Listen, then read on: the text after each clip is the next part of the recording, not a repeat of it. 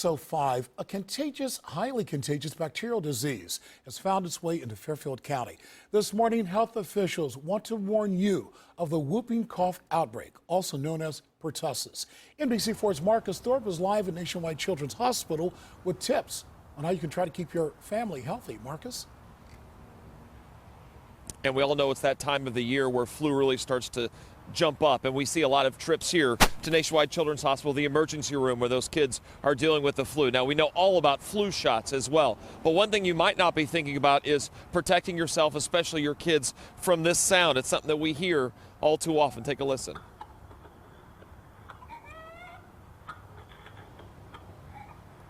Yeah, it's a familiar sound, that whooping cough sound, that distinctive noise. And on social media, the Fairfield County Sheriff's Office actually said in one of their conversations they've had with the Fairfield Health Department, they're starting to see a little uptick when it comes to what they're dealing with when it comes to pertussis. Here's what we know: an infection of respiratory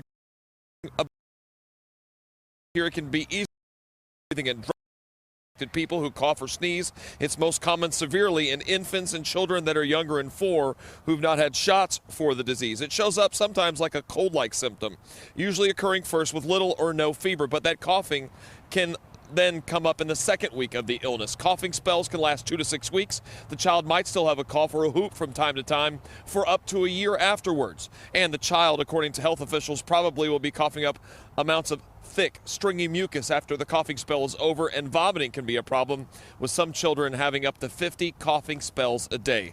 Had a chance to look a little bit of a Denmark study where they pointed towards a slight increase actually in epilepsy cases when it comes to pertussis in the ages before the age of 3.